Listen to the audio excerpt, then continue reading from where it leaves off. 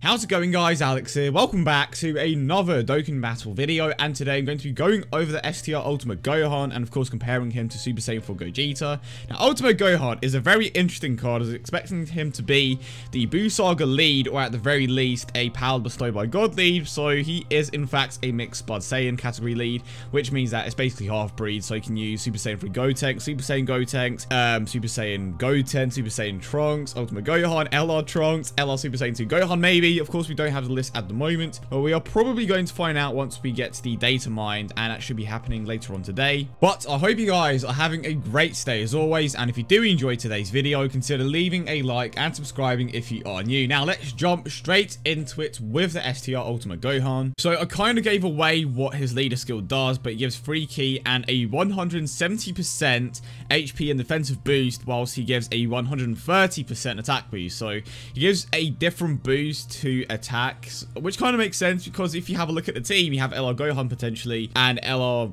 Trunks. It'll be like, well, if they both got a 170% boost to their attacks, that would just make the team even more broken. So I see what Bandai are trying to do by kind of restricting the boost that they get. Granted, it's going to be an even bigger boost in comparison to what they normally would get, because Gohan and Trunks at the moment, the most that they would get is 240% overall, but now they are getting 260, which is a bit of an increase, but at the same time it's not too much, so they're kind of trying to tame it. But of course, we are going to find out how overpowered this actually is once we get our hands on this particular team. But his super attack causes immense damage, and he raises his own attack. So Ultimate Gohan has a Kaioken type mechanic, and of course now, because the Kaioken mechanic doesn't change with every single phase change, his attack stat can get pretty damn high. I can easily see it getting into the millions, potentially even 2 million depending on the team that you are running. For example, if you don't have the legendary rares, you may have to spend a bit more time trying to build up Gohan's attack. And to be honest, if you don't necessarily have the greatest team, you may have to focus on your defensive side a little bit more.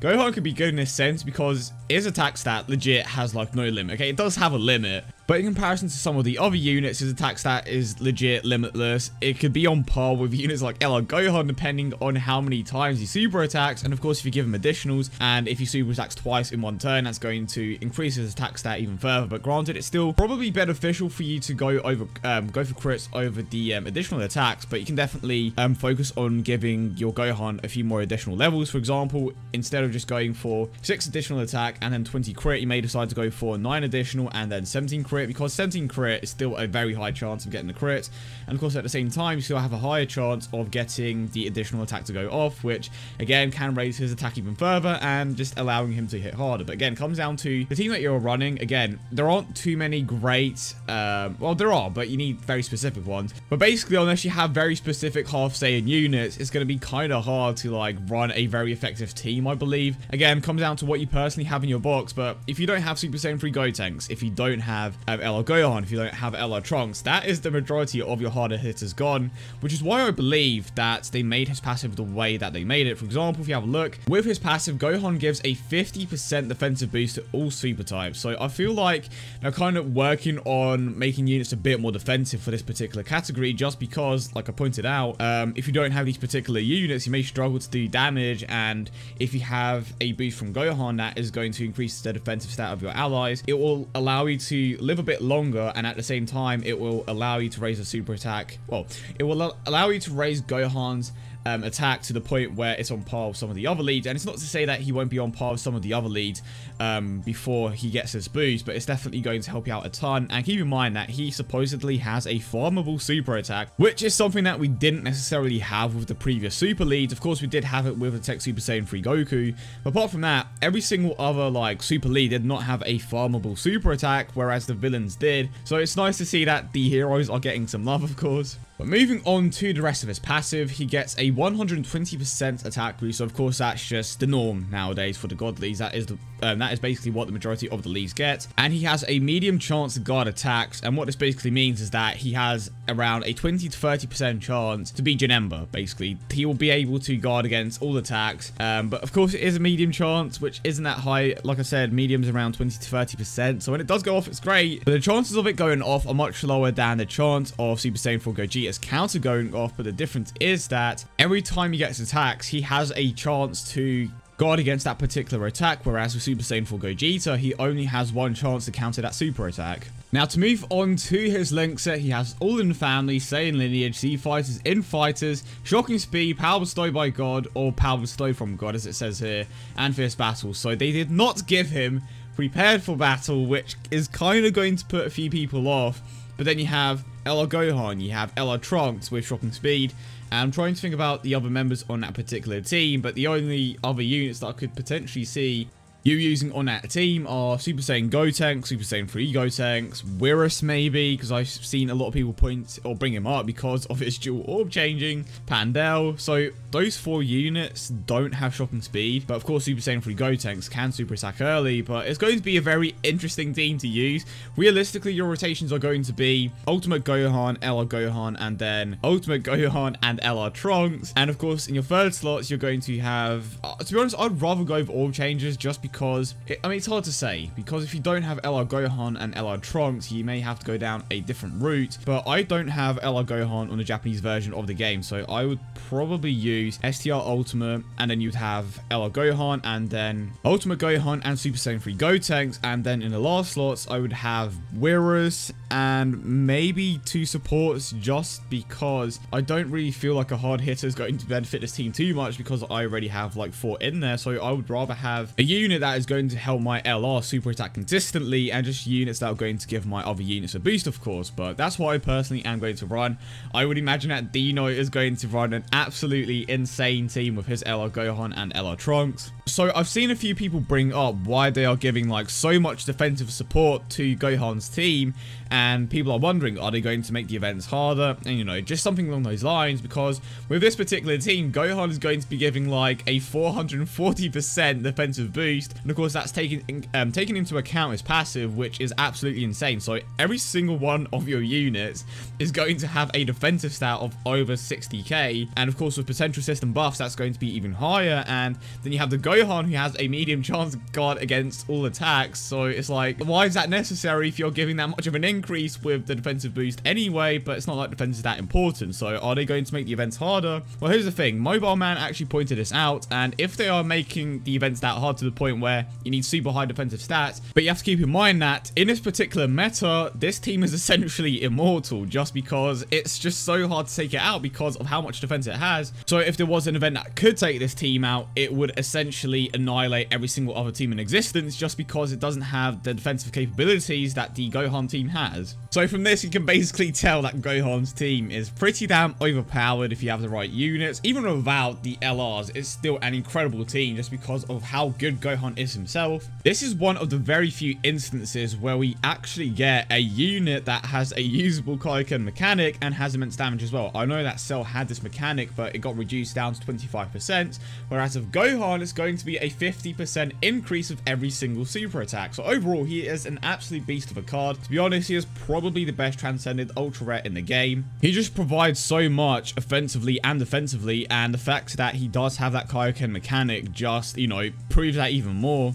His team is legit untouched with the right units. You can argue that the Fusion team has Super Gogeta, but then you have a look at the Gohan team, LR Trunks, built-in crit, which is essentially the same thing, and it's a high chance for it to go off. Granted, there are instances where it doesn't go off, but it does go off more frequently than it doesn't. But of course, that is going to be a debate for a different video. But to move on to Super Saiyan 4 Gogeta, so depending on which version of the game you're looking at, he either has a leader skill or he doesn't. But for this video in particular, of course, we are going to be taking a look at the Japanese version of the game. His leader skill gives free key as well as a 150% boost to fusion dance characters. So of course, this is just Gogeta, Super Saiyan Gotenks and such. He also gives free key to tech types and a 50% stat boost. So if you do want to run a tech type, for example, you may want to run the Tech Vegito in there, which is something that I do because he is an incredible support unit, and at the same time, he's still getting the boost. You can go ahead and do so. But of course, moving on to his super attack, he greatly raises his own attack and defense for one turn, causes immense damage to the enemy.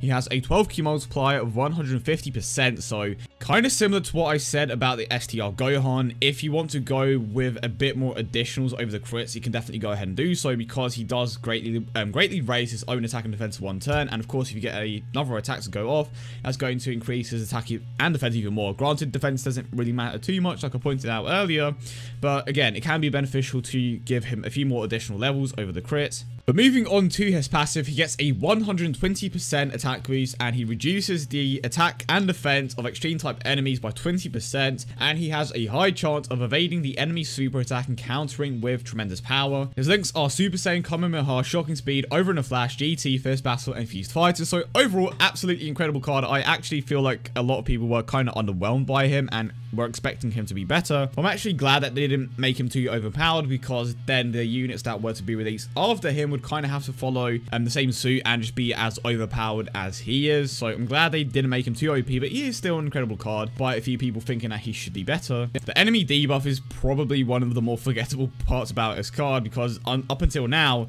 like up until looking at his card again, I completely forgot that he actually did that. So he does reduce the attack and defense of extreme types, but it doesn't really matter too much, because the majority of the time you're going to one-shot the events anyway, especially if you have a unit like this. And of course, because of the meta that we are currently in, defense doesn't really matter too much, but again, depends on how far into the game you are and depending on which units you have. The 120% attack boost, that's just very similar to Gohan. The majority of the units that get released just get that boost. That's just what happens these days. But the high chance to counter is essentially equivalent to Gohan's medium chance to guard against all attack. But like I pointed out earlier, he only has 1 chance to potentially counter the super attack, and if you don't position him in the correct spot, it's not going to counter, of course. And even though it's a high chance, it doesn't guarantee that he is going to counter it. So I do believe that Gohan's guarding against all types is a bit better. Granted, it doesn't deal any damage in return, but it's a much higher chance of you consistently reducing the amount of damage that you take. But at the same time, it doesn't really matter too much because of how high the units on that particular team, like how high the defensive stats are going to be. But then you have the counter, which is nice, but again, it doesn't really matter too much, because it is going to deal damage in return, but you already have a ton of units that are going to deal that damage anyway. So I suppose it depends which one you prefer. I personally believe that they are just added perks. They don't necessarily change anything when it comes down to it. But when you're comparing both teams, you can tell that one is at a massive disadvantage. But at the same time, if you take out the LRs, they are both even in a way. But again, we are taking a look at both teams in an optimal scenario. So let's say that you have Gohan with the LRs, and then of course you have Super Saiyan 4 Gogeta with Super Gogeta, Super Saiyan 3 Gotenks and such. You can easily tell which team is better. So of course the team that Gohan is on is going to be better just because he has the LRs and how insane they are. But definitely don't rule the fusion team out, because it's easily one of the best teams in the game. But when you're comparing both leader skills, Gohan easily has the better leader skill, despite not giving a boost like additional type like STR. The boost that he gives to health and defense means that you're, well, for one, you're going to have even more health than the majority of the other teams in the game. Your units are going to be able to tank pretty much everything. You don't get as much of an attack increase, but to be honest, that doesn't even matter because of Gohan's Kaioken mechanic and the fact that you are going to have 1 or 2 LRs in your team. And D3 actually pointed this out to me, but if you take a look at what Gohan provides defensively, Super Saiyan 3 Gotenks basically no longer struggles from the fact that he lowers his own defense, because Gohan, or Super Saiyan 3 Gotenks, pardon me, actually lowers his own defense for the first 7 turns, if I'm not mistaken.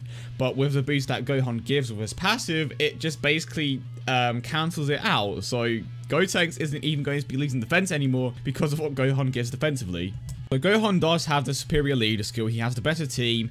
He has the better super attack because of how high his attack stat can get because of the Kaioken mechanic. He's a better tank. You can argue that Gogeta does have a better link set, and to be honest, I definitely would agree. When it comes to the little perks like counting super attacks and just being able to guard against attacks, that doesn't really stick out to me at all, and I don't believe that that is going to be a deciding factor. And I don't believe that the debuff is enough to make a difference, especially because you already have Super Gogeta debuffing already. But again, comes down to what you personally have, and that debuff may actually have more value to you because you don't have other great units. So of course Gohan is the superior unit, but let me know your thoughts in the comment section down below as always, and I'm very curious to hear what you guys have to say about what I said, because I definitely believe, as well as a few others, that Gohan is a superior unit. But of course that can change over time depending on where they go with the game. But yeah, hope you guys did enjoy the video as always, and if you did, don't forget to leave a like and subscribe for more. I hope you guys have a great day, and I will see you all in the next one.